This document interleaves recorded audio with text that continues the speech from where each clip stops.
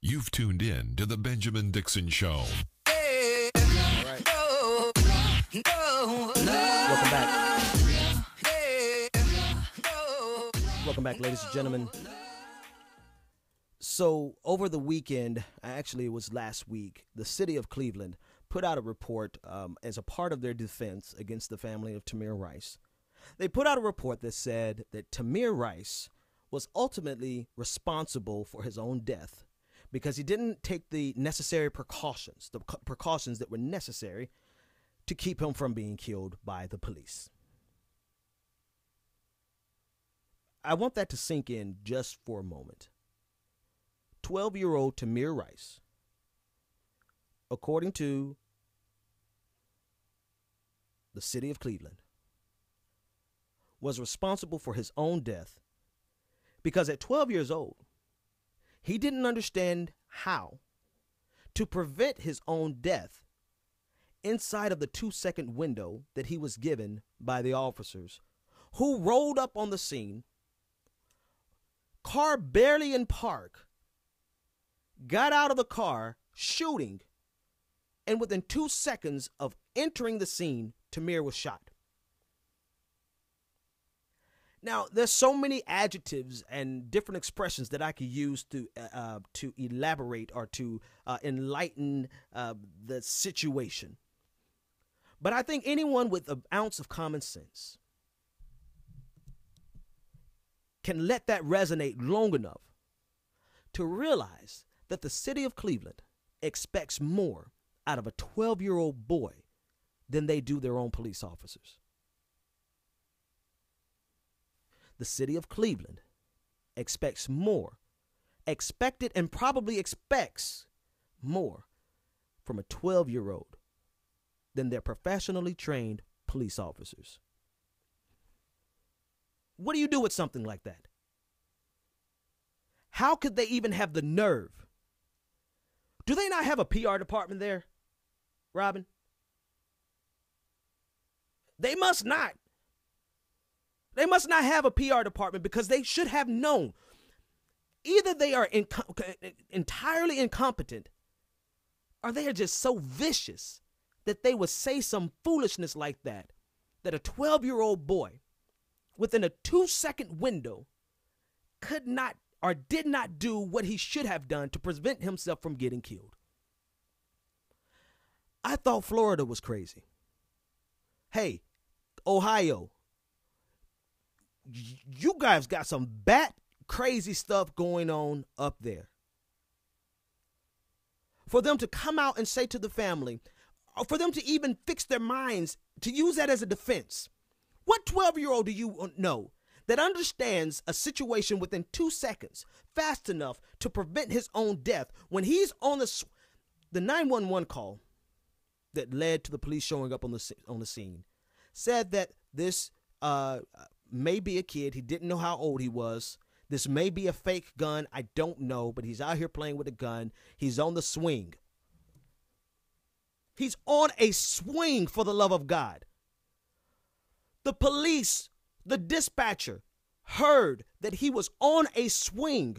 What 21-year-old criminal with a gun intent on killing someone is on a swing set at a park? So they knew that this was potentially a kid. And yet they're saying that it's his fault that he was shot. You know, there's a problem in the United States that we don't want to address, and the problem is the hyper-militarization of our police.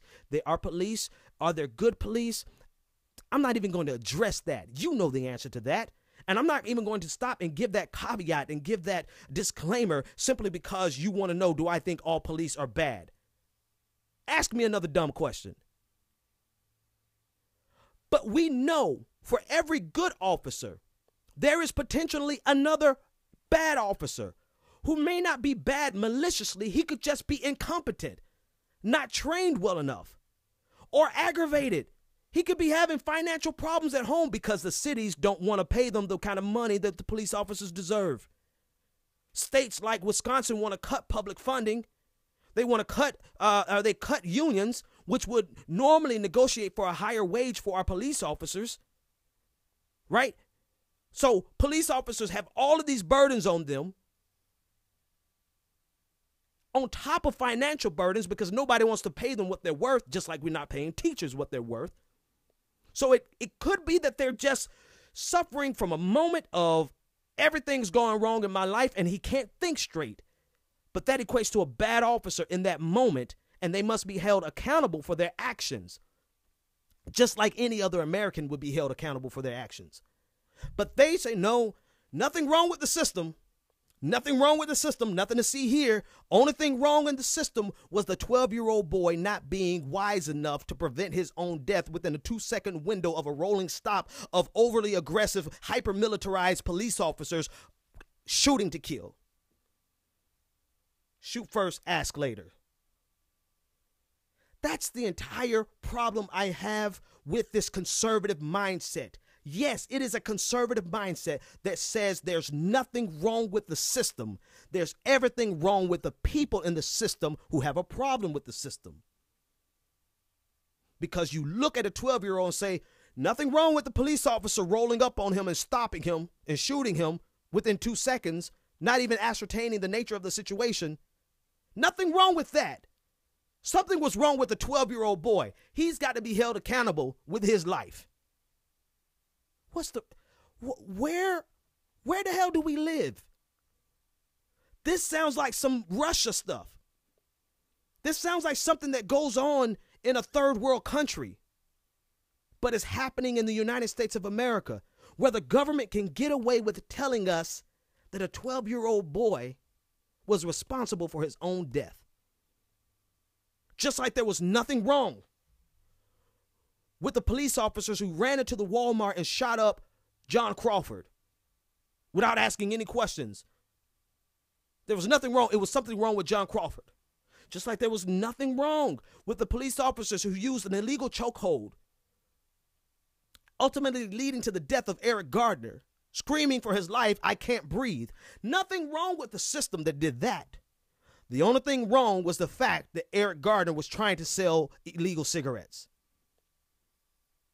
Or better yet, that he was overweight and his health issues caused his death. They have the nerve to fix their mouths to tell us this type of stuff, and you have an entire segment of society who believes it. Yesterday, video comes out of LAPD. If you see this video, you realize, if you see this video and it doesn't click to you that something is wrong, then something is wrong with you. Because you watch this video of the LAPD going to Skid Row, trying to apprehend a homeless man. It was at least 5 officers to one homeless man. And they shoot him 5 to 6 times, killing him. And if you see the videos, you see how much of a riot it became. 5 trained police officers, basically looking like criminals, looking like thugs, looking like gang members, stomping this homeless man. And then you all of a sudden hear somebody say, "Stop going for my gun, stop going for my gun." And then shots ring out and the guy is dead. What do you do with that? What do you do when you live in a country where police officers are allowed to get away with that over and over and over again? It was a tweet yesterday. It's a tweet yesterday. The greatest indictment of our system is the fact that you have to ask the question, which police shooting? I can't simply say the police shooting and you know what I'm talking about. We have to qualify what police shooting we're responding to or we're speaking of. That's the greatest indictment. That should let you know that something is wrong. Is every police officer a criminal? I'm not going to answer stupid questions. You know the answer to that. And don't throw a straw man out there trying to deflect the situation. The problem is that we force ourselves. Listen, I'm gonna beat this drum until they beat it out of me. It is a totalitarian mindset that is birthed through conservatism that makes you say you cannot say anything negative against people in authority, people with power. You can't say anything negative against police officers. You can't say anything negative against the military. You can't say anything negative against the president unless it's President Obama. It's a conservative mindset that forces you to never question authority. There's nothing wrong with authority. There's only something wrong with you. That is totalitarianism. So don't ask questions about whether or not we think all police are bad. You know the answer to that. My question is, do you think all police officers are good? Do you think there are no bad rogue cops out there? Or do you think that there are no inadequately trained people out there with guns, deputized with the authority to kill if necessary? Everybody doesn't have to be malicious villains twisting their mustache. Everyone doesn't have to be that. Sometimes they could just be incompetent, but they still need to be held accountable for their crimes and for their mistakes, just like we would be. And so it's this totalitarian, singular mindset that says never question authority that allows police officers to get away with stuff like this without any ramification. Case after case after case, we see that there's no indictment. We see there's no indictment with Michael Brown. There's no indictment with Eric Garner. And there's there's no indictment going to be with Tamir Rice. No indictment with John Crawford. Clearly incidents of just straight out unprofessional at best, incompetent at best, but maliciously, intentionally irreverent to the value of life at worst, the value of a life of a black man. And what we see is that oftentimes what starts as police abuse of power in the black community spills over to other communities. Last month, several months ago, it was a white girl who was killed by the police. A woman of color who was killed by another one, a woman of color who was killed by the police. And so it's not going to stay. You might feel comfortable because it's not happening in your community right now, but keep living. It'll come to your community eventually. Cleveland, right now, today, you guys should be organizing. You guys should be getting together to respond to this blatant excuse, insult. That's what it is. It's an insult. You guys should be responding with peaceful protest, getting out into the street, because for the city to hold a 12-year-old more accountable than a fully grown adult trained and deputized by their city is completely unacceptable. And we have to stop allowing them to always start from the starting position that the police were right and could never be wrong, and that the black person involved must have been a thug. That is the problem with the system. The starting condition is to give the police the benefit of the doubt and to view the black person through the eyes of criminality and through biased statistics that never question why there's crime in the black community, just for this false narrative about black people.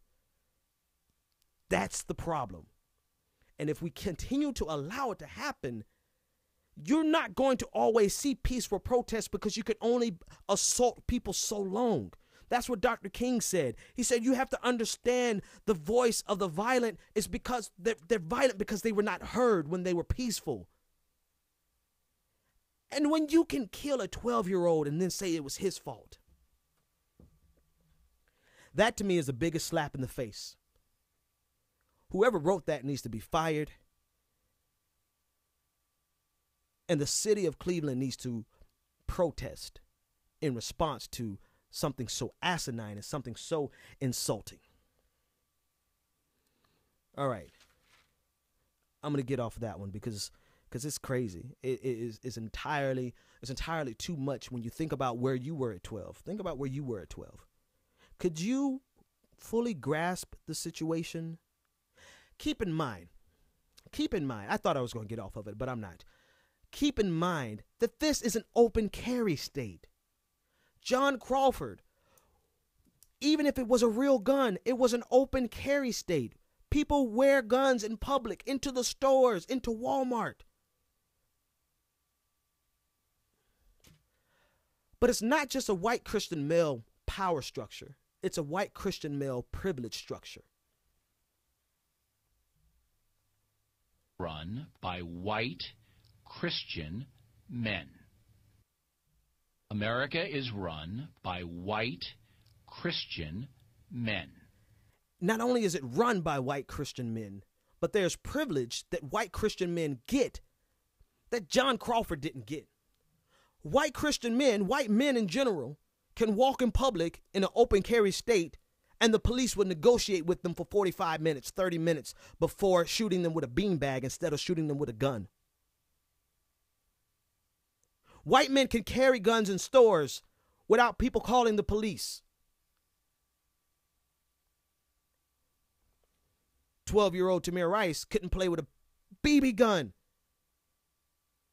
How many people at 12 had BB guns? But even if it was a real gun, it is an open carry state, which means they have the right to walk in public with guns. But we see when a black man does it, they get killed. What is wrong with America that they can't see this? And when they see it, they recoil and they respond with things like 12-year-old Tamir Rice was responsible for his own death because he didn't take the necessary precautions to prevent the shooting. I've got nothing else for you. I wish I could end on a high note, but maybe if we realize what's going on, the high note can be our action. The high note could be how we respond. The high note could be the fact that we won't allow this white Christian male structure that Bill O'Reilly so proudly announced to ignore our voices anymore. And if for nobody else, maybe not for ourselves, but for our 12-year-olds, maybe we will finally say enough's enough, and you can't keep insulting us like this. Folks, I got to get out of here. Join me Wednesday at 1 o'clock, Friday at 1 o'clock for the next episode of The Benjamin Dixon Show.